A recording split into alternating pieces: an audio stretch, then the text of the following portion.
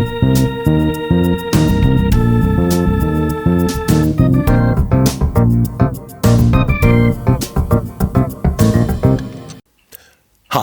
I'm Alex Pault, and I'd like to welcome you to another episode of Talking Timepieces, where we talk about watch collecting and horology. Today, we're going to talk about the Bulova Accutron, which is the first true space watch and a very, very important piece of horological history. It even saved an astronaut's life, too. Let's turn the camera around and take a close-up look at this historic piece. Before I do, though, please remember to subscribe. It really helps. So let's turn the camera and take a close-up look at this watch. Here's the Bulova Accutron. This model is from the early 70s. I did a video on an original Space View, which has the smaller case, the one that came out in the 60s. And I think you should take a look at it, but I'm going to basically give a lot of that information in this one so you don't necessarily have to.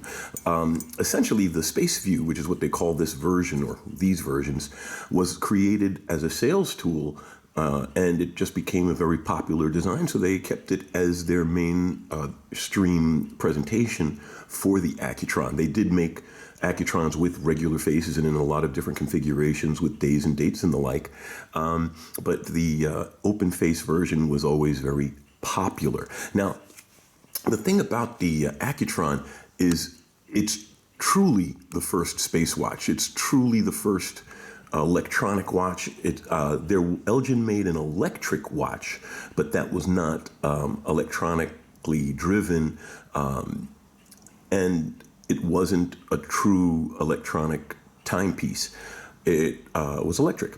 Now, this uses a transistor circuit to drive this tuning fork. So essentially, the transistors energize the magnetic coils, and this U-shaped tuning fork, which fills the entire face of the movement, vibrates and at 360 cycles, and then a very, very tiny hairspring coming off of the tuning fork literally mechanically drives the rest of the circuit. And that's why, the rest of the movement. That's why the hand flows so smoothly, because the watch is vibrating at 360 times a second, and I believe the step down made it a straight 100 to 1, 100 times a second in the gear train, as it were.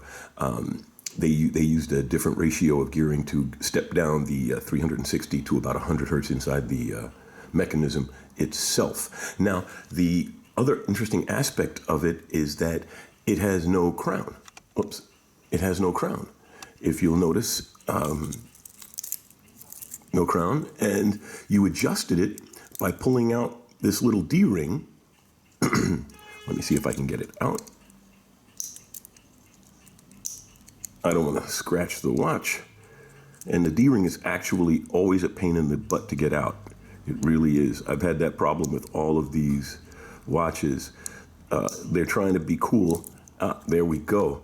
They're trying to be cool, and in the end, they make it harder on the user, because it is cool that the D-ring is here on the back, but as you see, it has a very, very, very, very, very little slot for your fingernail, and it never worked with mine. But it is such a classic piece, and as I pointed out, it truly is the first space watch.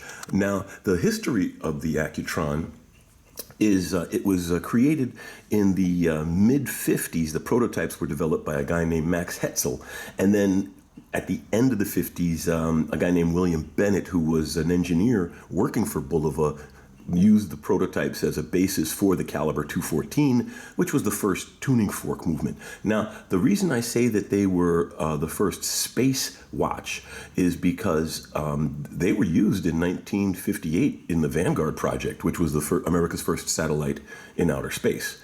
And everyone knows about the Speedmaster and its role in watch history as the astronaut's watch. The Accutron was the electronic watch, since it could be driven electrically. It wound up in the dashboard clocks of 46 space missions. And there's an Accutron in the lunar vehicle that was left in the Sea of Tranquility. Actually, it's probably not in the landing part. It's probably in the lunar module's capsule, which is oddly enough still in orbit. I saw something on YouTube about that about a week or so ago. It's got an irregular orbit, but it hasn't smacked into the moon yet. So it's been orbiting up there all this time with a little Accutron in it. It's not working anymore. I had thought that there were still some of the Accutrons working on the moon, but they've all pretty much run out now. But the fact is they are still up there for any archaeologists to discover in the future. Now, the other aspect of it that a lot of people don't realize is that the Accutron was used also in trains. Train conductors used it quite a bit because, of course, the accuracy that you need to be a train conductor, it's really important to have an accurate watch. And this watch also saved astronauts and one astronaut's life.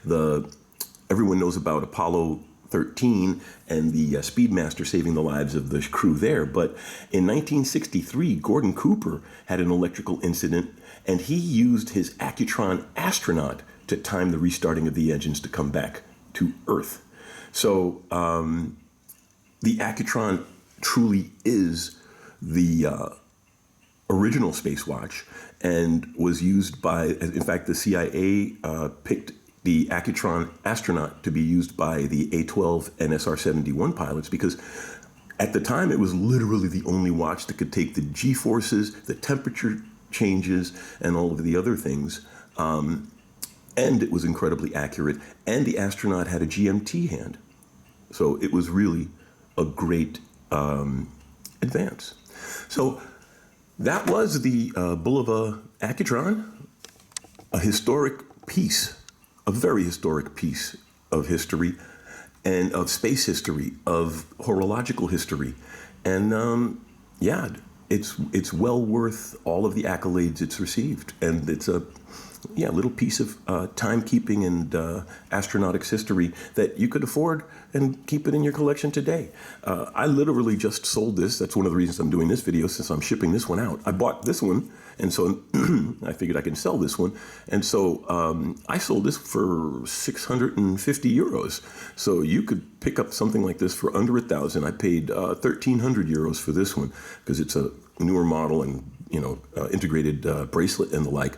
But affordable history, affordable horology, a fun watch, and it looks really cool. So let's turn the camera around and close out the episode. That was the Bulova Accutron, a really historic piece, and some very affordable horology. So thanks for taking the time. Like I said, please subscribe, and see you again next episode.